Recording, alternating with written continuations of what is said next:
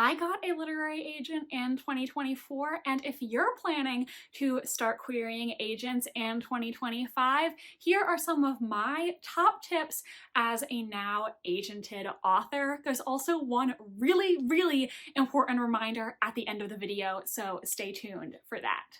Hello, beautiful people. My name is Jackie, and in case you didn't see, I recently signed with a literary agent. I am now represented by Abby Saul at the Lark Group, and I signed with her after cold querying her with my historical mystery project, nicknamed Project Dagger. This was the second manuscript that I queried, and I sent 80 query letters across both projects. So now that I actually am agented myself, I felt like I was in the position to give some advice for other people looking to get a literary agent themselves. I'm going to be sharing in this video some of my top tips and resources that were helpful to me across both my journeys, though it is important to remember that I cannot promise you that if you'll do all these things, you'll get a literary agent.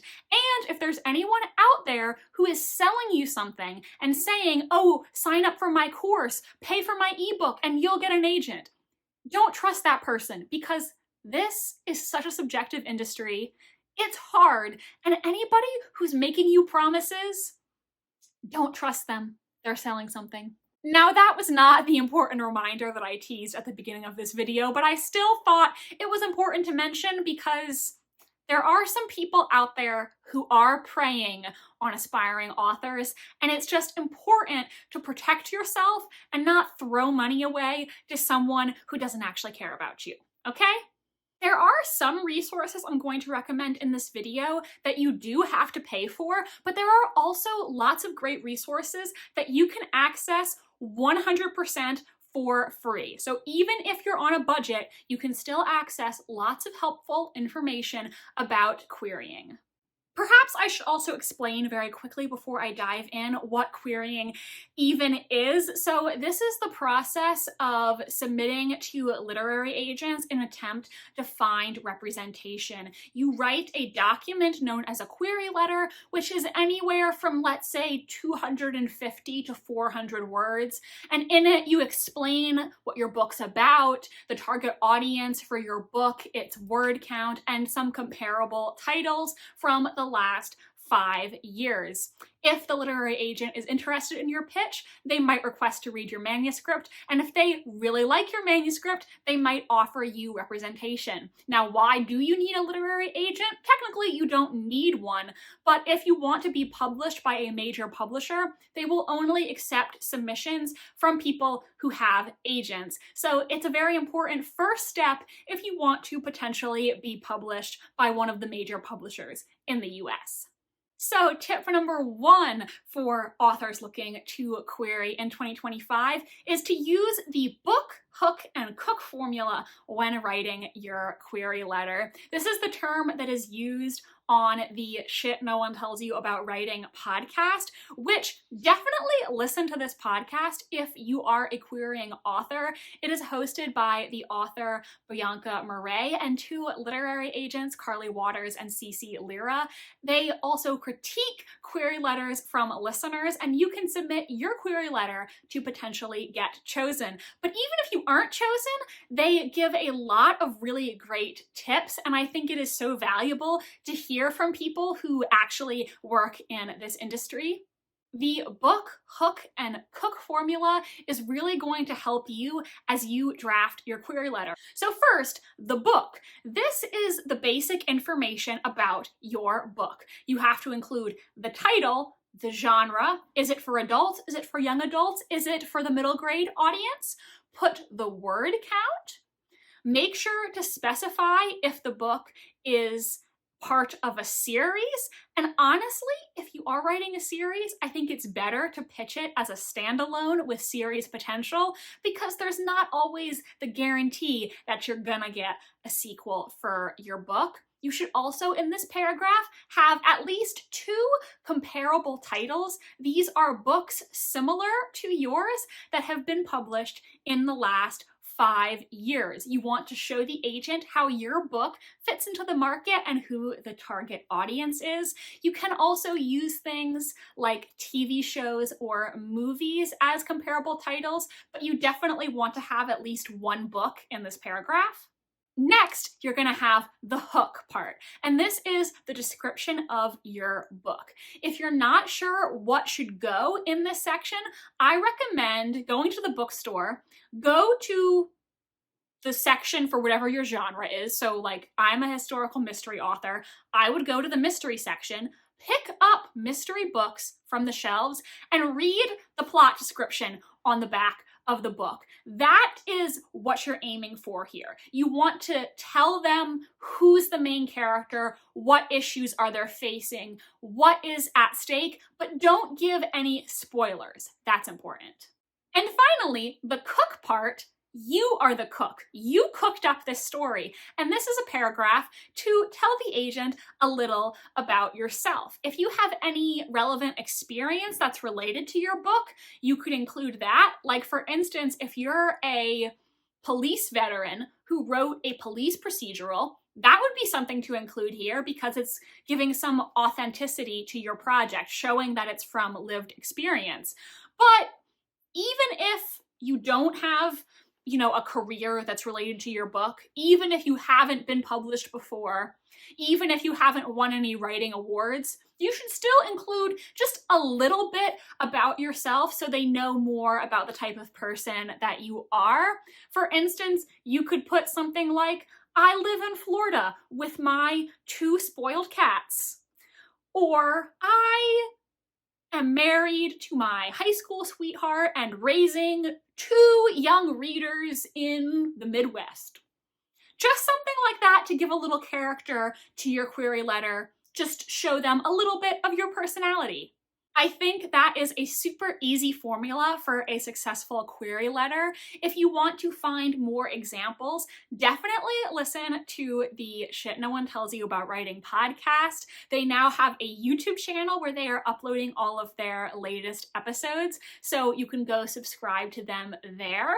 And Eric Smith, who is also a literary agent at the same literary agency, PS Literary, he has on his website a bank of successful query letters from clients he ended up signing, so you can check that out as well for more examples.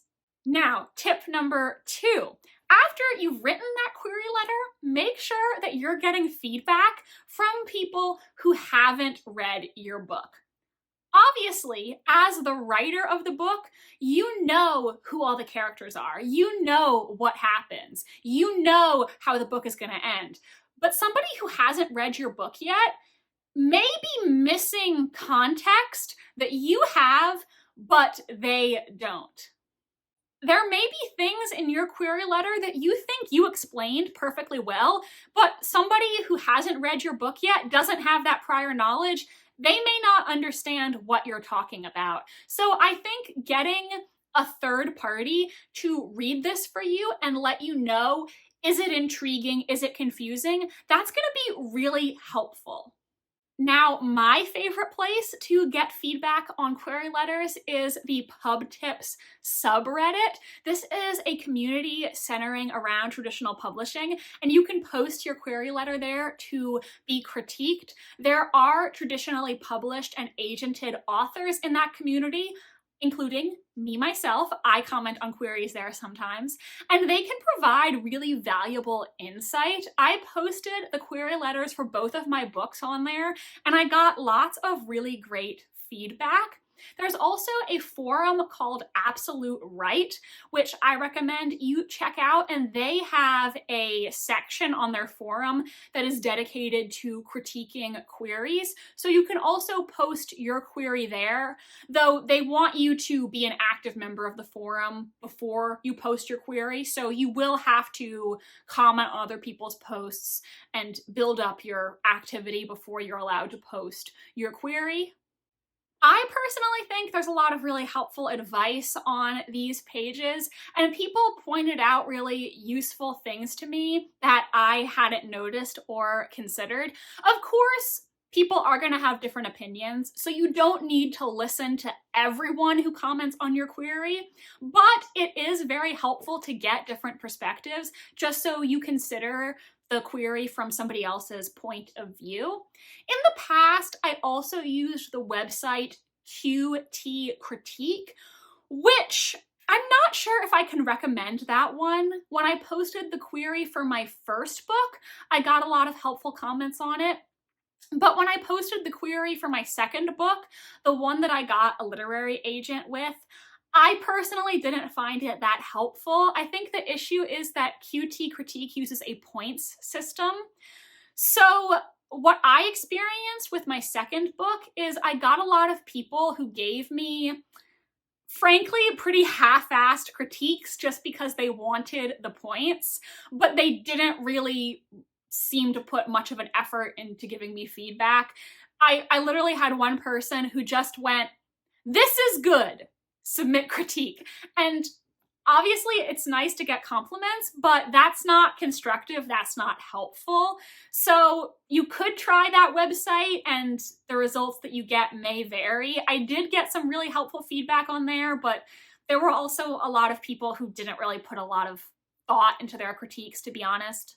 My third tip for querying authors is to use the website QueryTracker and get the premium version if you can. It is only $25 for the entire year.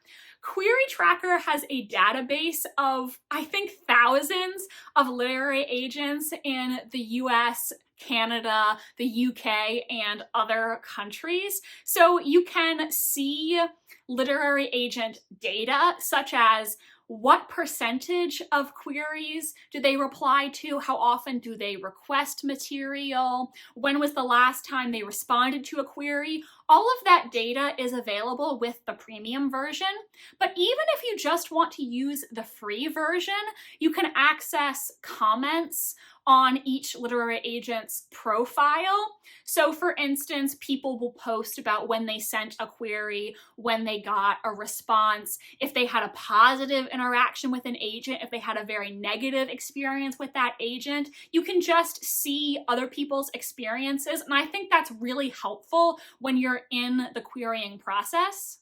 There is just so much that you can see with QueryTracker and QueryTracker Premium in particular. Honestly, I could probably film an entire tutorial about going through QueryTracker, so let me know in the comment section if that's something that would be helpful to you. I definitely think it's worth it. It really helped me stay sane when I was querying both my books. And again, if you don't want to pay for the premium version, though I do think it's worth it, you can still use the free version, which I think is still going to help you immensely. Tip number 4 is to make sure that you're researching the literary agents before you submit to them, because you need to make sure that this person is actually going to be a good fit for your book and a good partner to you throughout your career. Now, there are a few different ways that you can research agents. Again, with QueryTracker, you can see what agents are currently accepting queries and what genres they are currently accepting. So if you're writing, a mystery, you can look to see every single agent who is currently interested in receiving mystery queries. And that's going to help you find people who are potentially interested in the book that you wrote. The Absolute Right forum that I mentioned earlier has a section called Beware's Recommendations and Background Checks. So they have comment threads for different agencies, and you can look at those just to see, okay, what experiences did other people have with these agencies? Are they a trustworthy agency, or are there people who have had really negative experiences with these agencies? So there is some really helpful information there. I do also think it's worth considering a subscription to Publishers Marketplace. Publishers Marketplace is very expensive. It is $25 for 1 month, whereas QueryTracker Premium is $25 for the whole year. So it is very expensive, though For the second book I queried, I did get the 1-month membership, and I do think I got a lot of helpful information from it. You can basically use this database to look up an agent or an agency and see all of their sales, both from the past 12 months and beyond. This is helpful because obviously you want an agent who has a good sales record, who is good at their job, and is selling to publishers that you are genuinely interested in working with. You can also look up certain imprints. So if there's a particular imprint that you're really interested in, maybe you want to see, okay, what agents are selling to editors at this imprint? I do think this is worth it because obviously if you want to get a big 5 book deal, you want to make sure that the agent you sign with has actually sold to the big 5 before, and preferably recently. The unfortunate truth is there's also a lot of people out there calling themselves agents who really don't have any credentials or experience. So I do think this is potentially worth it if you can afford it, just to vet the agents on your shortlist and confirm that these are people you're genuinely interested in potentially working with. Also, before you submit to an agent, make sure that you are reading their submission guidelines. Literary agencies should have their submission policy on their website, so read that carefully and make sure you are following them. Some agents like to receive queries via email. Some people like to receive them through this platform called Query Manager. Most agents are not accepting snail mail queries these days, and the ones who are more of the old school agents.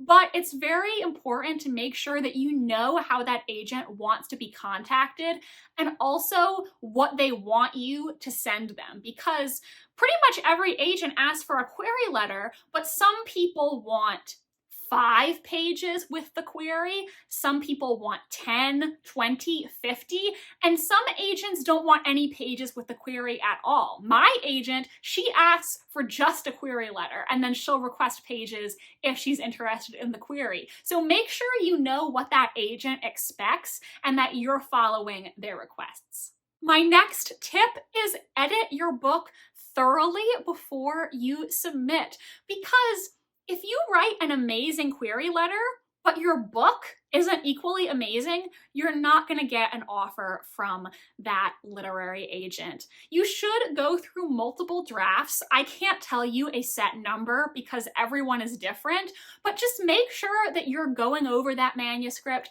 thinking critically about it, and that you're very confident in it when you do decide to submit to an agent. Get beta readers if you can.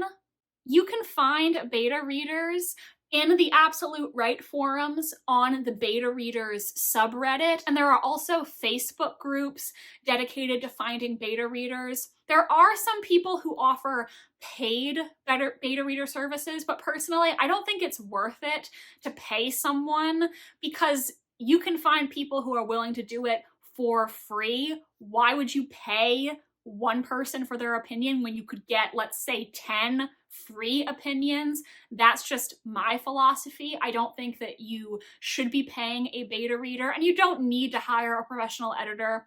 You can if you want, but it's very expensive and it's just not necessary in my opinion. Also, make sure that your manuscript is complete when you start querying. This sounds like a no-brainer, but there are actually a lot of authors who start querying before their book is done. That is problematic because if a literary agent responds saying that they're interested, you need to have something to send them. My agent, I queried her on a Monday and she asked for the full manuscript on Tuesday. So had I not had the manuscript done, how would that have made me look? It wouldn't have been professional. And by the time I would have been ready to send the manuscript to her, who's to say she would even still be interested? It's really important that you're putting your best foot forward because first impressions matter. And finally, one very important reminder for you as you get ready for the querying process, remember that this is a business. It is not personal. I know that for many people, they are emotionally attached to their work, especially if it is something like a memoir or a book that is based on their lived experiences. But the fact of the matter is that traditional publishing is a business, it's very competitive, and ultimately, it is about making money. A literary agent is not going to get paid unless you get paid. So when they're reading your project, they are thinking, okay, is there a market for this book? Do I know editors who I think would be interested in purchasing this? They're making a business decision. They're not accepting or rejecting you as a person. I do unfortunately see a lot of people who get very defensive when they receive critique or are rejected. And I just think that attitude is not going to set you up for success long term. Because if you are pursuing traditional publishing, you need to recognize that this is a business. Your agent is going to be your business partner. Also, remember that if somebody rejects your project, it doesn't even necessarily mean that your project is not good. It could be that they signed an author with a very similar book the month before. It could be, well, this mystery is good, but I already have a lot of mystery authors, so I think I'm gonna pass on it at this time. It could be that your book is good, but your agent just doesn't think it's the personal right fit for them, because obviously everybody has subjective taste. And unfortunately, I do see a lot of authors who don't act professionally. Treat this like a job interview. Be very professional, put your best foot forward. Do not insult the agent. Do not threaten the agent. Do not say, my book is the best book to ever exist and all other books out there are terrible. This might sound like obvious advice, but unfortunately, it's not, because there are a lot of people who do these things. And ultimately, you could have written the best book in the world, but if you're unprofessional, rude, sloppy, nobody's gonna want to be your business partner because you're not showing yourself to be a reliable or pleasant individual. But here's another thing that I think is very important to mention. Like I said, your agent is your business partner. So you need to choose one that you trust to have a business relationship with. And if you are receiving an offer from an agent who has never worked at an established agency, who has never sold a book to the Big Five or anywhere, somebody who is pressuring you to make a decision right away, don't sign with that person, because that's not in your best interest.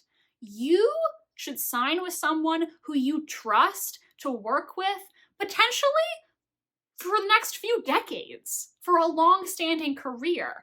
And remember that having no literary agent is better than having a bad literary agent.